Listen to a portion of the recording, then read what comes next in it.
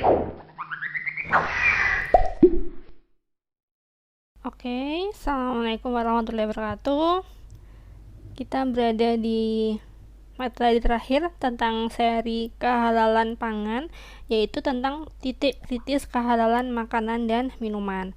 Sebenarnya materi ini itu menjadi pemerjelas atau lebih detail dari materi sebelumnya, yaitu yang terkait dengan syarat bahan. Jadi di materi ini kita hanya membahas secara detail bahan-bahan apa saja yang menjadi titik kritis pada makanan dan minuman. Titik kritis ini maksudnya umumnya ya, bahan-bahan ini itu menjadi sumber bahan yang mengkontaminasi atau bahannya itu adalah bahan yang haram. Nah, bahannya haram yang biasa digunakan untuk makanan dan minuman seperti apa? Nah, di sini akan kita bahas. Oke. Halal haram subyat, oke, sudah pernah dibahas di materi yang pertama. Jadi kita lanjut aja. Nah, ini juga kemarin sudah dibahas terkait dengan komposisi bahan. Ada bahan utama, kemudian juga ada bahan tambahan, kemudian kemarin juga sempat dibahas juga ada bahan penolong. Nah, jadi sebenarnya apa sih fungsinya sertifikasi halal? Jadi sertifikasi halal ini digunakan karena konsumen itu tidak tahu pasti apakah bahan makanan yang digunakan itu halal atau tidak. Kemudian banyak bahan atau penyusun bahan itu yang diimpor dari luar. Kemudian proses pembuatannya juga tidak tahu, dan banyak jalan dan bahan yang diragukan. Nah, karena banyak sekali keraguan-keraguan seperti itu, sedangkan di Indonesia sendiri mayoritas adalah umat muslim yang harus mengkonsumsi makanan yang halal, jadi perlu dilakukan sertifikasi halal. Nah, ini ya yang perlu lagi dipahami. Kita ulang kembali bahwa bangkai darah babi, kemudian hewan yang disembelih bukan atas nama Allah, kemudian segala sesuatu yang kobets, kemudian ada khamar, ini sifatnya adalah haram. Oke, sampai sini paham ya? Oke, ini adalah haram atau tidak boleh digunakan. Misalkan seperti khamar ya, salah satu jenis minuman keras itu adalah khamar. Nah, jenis khamarnya itu yang pertama adalah bir. Bir ini merupakan hasil fermentasi dari serealia, misalkan seperti gandum, beras, dan jagung. Kadar alkoholnya itu mulai dari 5,5% hingga 8%. Dan bir ini meskipun dikonsumsi sedikit itu sudah memabukkan. Oke, ada lagi wine. Wine ini merupakan fermentasi dari anggur, dan umumnya ada dua jenis, yaitu anggur putih dan anggur merah. Jadi ada wine putih, ada wine merah. Kadar alkoholnya ini adalah 5,5 hingga 16%, memang cukup tinggi ya. Dan biasanya untuk wine ini dia difermentasinya itu lama, bertahun-tahun lah itu. Jadi semakin tua tuh katanya sih rasanya semakin enak, katanya. Ada lagi spirit, jenisnya ada liquor sama liquors. Aduh, gimana ya ngomongnya, saya juga bingung ini bener nggak saya bilang liquor. Nah, kalau liquor ini adalah kadar alkoholnya minimum 38%, jadi memang sangat tinggi alkoholnya, dan liquor ini adalah 20 hingga 35%. Jenis liquor ini yang paling umum ada di kalangan masyarakat, ada wine brandy, fruit brandy, rum, arak, whisky, vodka. Nah, itu adalah jenis liquor. Ini contoh-contohnya. Saya sih belum pernah tahu ya. Mungkin salah satu dari kalian ada yang pernah tahu botol-botol ini.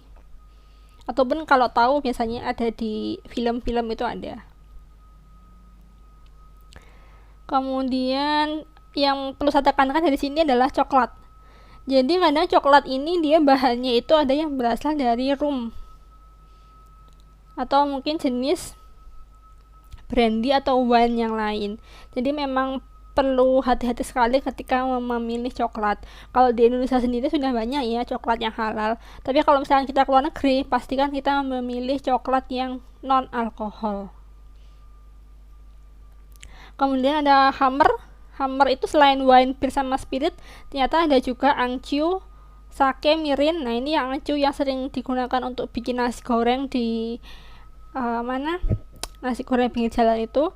Kemudian sake sama mirin yang kadang juga digunakan untuk produk campuran dari makanan. Itu juga nggak boleh, semuanya nggak boleh digunakan, sebenarnya begitu. Kemudian untuk produk hewan segar yang perlu diperhatikan adalah bangkai dan lain sebagainya. Kemudian babi itu turunannya banyak ya, ada istilahnya ham, ada bacon, kemudian beef bacon dan lain sebagainya, itu nggak boleh digunakan. Kemudian ada lat, lemak babi atau talau, itu sebenarnya adalah lemak hewani, tapi hewaninya itu bagaimana, apakah misalkan sapi kambingnya itu dia disembelih dengan syariat Islam atau tidak. Kemudian apakah hewannya itu adalah babi, karena meskipun lemak babi istilahnya adalah lard, tapi masuk ke dalam definisi talau itu juga bisa, karena talau itu sebenarnya adalah lemak hewani. Bangkai juga nggak bisa, bangkai itu haram meskipun hewannya halal. Ini misalkan ayam, tapi kalau sudah meninggal kemudian kita makan, itu ayamnya itu sebenarnya menjadi haram.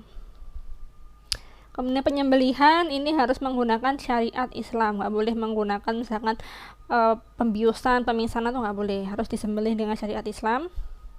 Daging olahan itu juga banyak, sosis misalkan, nah itu harus diperhatikan kehalalannya.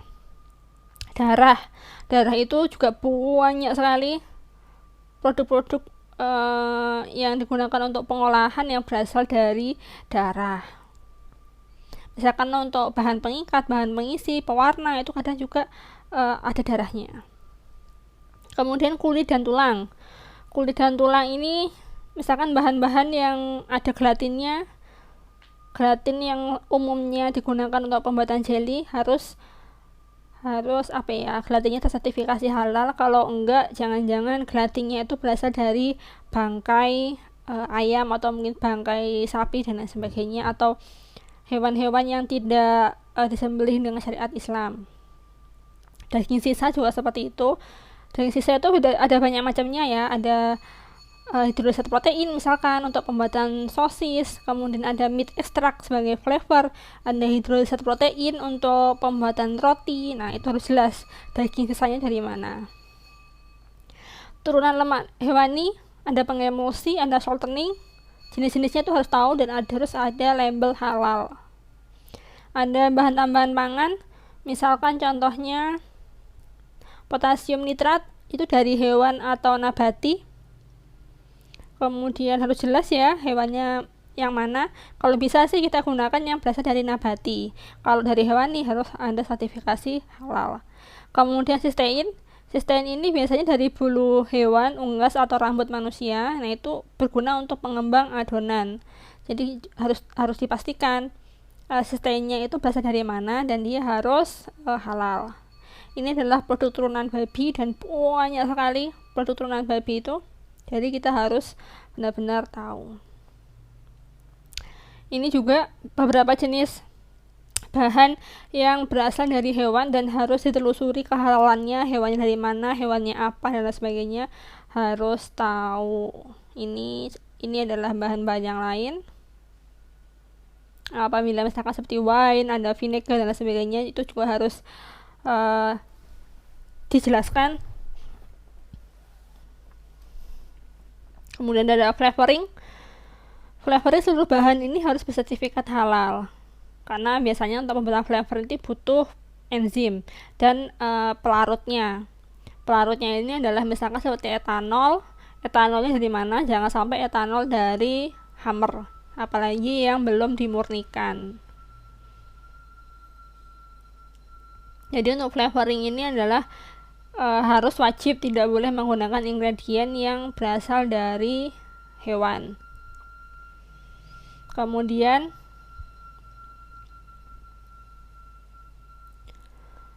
etanol yang digunakan sebagai solvent pengekstrak untuk natural flavoring harus dihilangkan sampai serendah mungkin.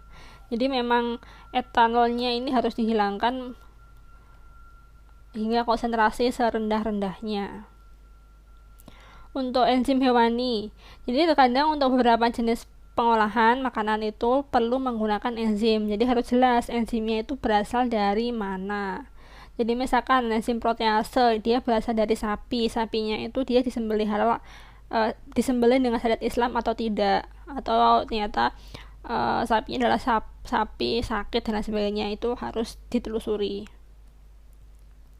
Produk fermentasi, untuk produk fermentasi karena menggunakan mikroba untuk pembuatan produknya, jadi harus dipastikan bagaimana medianya.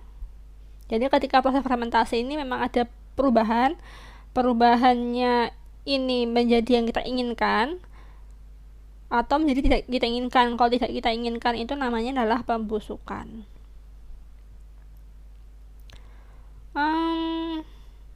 Jadi pada fermentasi itu nanti mikroba membutuhkan substrat sebagai sumber karbohidrat, nitrogen, mineral, dan vitamin untuk dia hidup. Kemudian nanti akan meninggalkan sel biomasanya. Nah, substrat ini nanti akan dicerna oleh si selnya itu menggunakan enzim internal dan akan menghasilkan metabolit internal atau di dalam tubuh selnya itu. Dan hasilnya dari fermentasi itu akan menghasilkan enzim eksternal sama metabolit eksternal. Jenis produk fermentasi banyak sekali. Tempe, oncom, Yakult, yogurt. Kemudian metabolitnya ada asam sitrat, antibiotik, asam amino, enzim gitu kan, atau mungkin flavor. Nah itu harus jelas. Misalkan seperti ini contoh menggunakan bikin keju itu dia berasal dari susu sapi. Oke, susunya halal. Kemudian bakterinya itu dari mana? Apakah bakteri itu ditumbuhkan di media yang halal? Kalau yang halal nggak masalah. Kalau ternyata bakterinya itu ditumbuhkan pada media yang ada darahnya, maka perlu dicuci terlebih dahulu. Kemudian rennet dari sapi misalkan, rennetnya itu sapinya bagaimana dan sebagainya. Jadi banyak sekali hal-hal yang bersinggungan dengan hewan pada pembuatan keju. Kemudian ini pembuatan brem juga seperti itu. Jadi memang perlu dikontrol karena di sini menggunakan ragi. Jadi raginya itu dari mana harus benar-benar tahu. Jadi titik kritis pada pembuatan fermentasi itu ada di bahan baku. Bahannya harus jelas dari mana, halal atau tidak, apalagi kalau bahan fermentasi hewani. Seperti misalkan sosis, kemudian daging fermentasi, susu, keju, seperti itu. Kemudian bahan pembantunya, mikrobanya misalkan dari mana. Media yang digunakan untuk pertumbuhan mikroba itu misalkan ada ekstrak daging, lat, serum darah hewan dan sebagainya, harus ditelusuri. Hasil akhirnya apakah mengandung alkohol, ada kamar dan sebagainya, itu harus tahu. Kemudian proses pemurniannya bila bercampur juga harus dilakukan. Contohnya ketika kita bikin roti itu kan menggunakan ragi. Jadi ragi-ragi yang dijual di pasar itu harus jelas halal atau tidaknya. Karena apa? Karena yeast atau raginya itu dia kan bentuknya serbuk. Nah, untuk membuat ragi, sebenarnya kan dia makhluk hidup ya. Makhluk hidupnya itu dia bentuknya kering dan dapat bertahan hidup. Itu kan perlu teknologi. Misalkan seperti dienkapsulasi, kemudian dijaga stabilitasnya dengan bahan-bahan tambahan. Jadi bahan-bahan tambahannya itu harus halal seperti itu. Dan ya begitulah. Ini beberapa hal yang perlu diperhatikan pada ragi dari roti. Nah ini fatwa MUI tahun 2010 terkait dengan produk mikrobial. Jadi mikroba pada dasarnya adalah halal selama tidak membahayakan dan tidak terkena najis.